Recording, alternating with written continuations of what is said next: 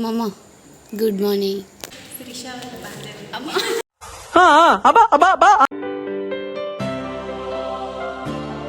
Hello guys, అందరు ఎలా ఉన్నారు?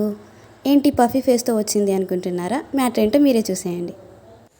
మామ గుడ్ మార్నింగ్. సో ఇది ఎర్లీ మార్నింగ్ అన్నమాట.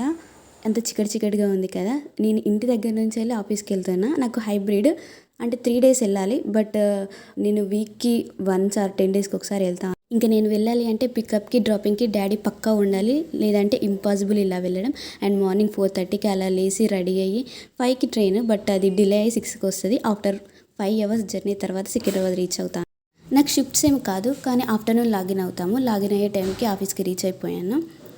ఇంకా నేను మెట్రోలో ఉన్నప్పుడే ఫుడ్ డెలివరీ పెట్టుకున్నాను. మార్నింగ్ నుంచి ఏం తినలేదు కదా అనేసి ఫస్ట్ వెళ్ళిన వెంటనే ఇంకా రెడీ అయ్యేసి ఫుడ్ తిన్నాక 2 meetings ఉండే. ఫస్ట్ అందులో ఒక మీటింగ్ క్లయింట్ ఇండియా వచ్చారు, అది ఫేస్ టు ఫేస్ మీటింగ్.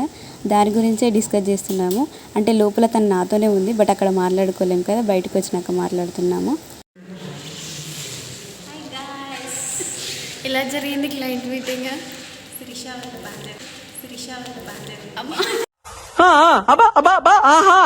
ఇంకెలాగో బయటకు వచ్చేసామని కాఫీ తీసుకొని లోపలికి వెళ్ళిపోయాము. నాకెందుకో ఆఫీస్కి వస్తే నేను చాలా తక్కువ వర్క్ చేస్తా, ప్రొడక్టివ్గా అనిపించదు నాకే. బట్ వర్క్ చేయాలి, చేస్తాను. అండ్ మీకు ఎలా అనిపిస్తుందో డూ కామెంట్. మీరు అనుకుంటున్నారేమో 5 hours జర్నీ చేసి రావడం అవసరమా, అండ్ పీజీలో స్టే చేయొచ్చు కదా అనేసి. ఇది నేను మేనేజ్ చేసుకోగలనా లేదా అనేసి, అందుకే చిన్న మినీ వ్లాగ్ లాగా అలా తీసుకొని గుర్తుగా పెట్టుకుంటున్నాను. 6 వరకు అలా అక్కడే ఆఫీస్లో వర్క్ చేశాను. 6 తర్వాత స్టేటస్ కాల్ ఉండదు, అది అయిపోయినాక వెంటనే రిటర్న్ అయిపోయాను. ఇంకా తెలిసిందే కదా 6:37కి మెట్రో ఎలా ఉండొద్దు, ఆ రష్లోనే నేను స్టార్ట్ అయిపోయాను. ఇంకా బస్సు స్టార్ట్ అయ్యాక నేను మళ్ళీ లాగిన్ అయ్యి లాగౌట్ టైం వరకు వర్క్ చేశాను. అరౌండ్ 1 వరకు నేను ఇంటికి రీచ్ అయిపోయాను. మళ్ళీ మా డాడీ వచ్చి పికప్ చేసుకున్నారు.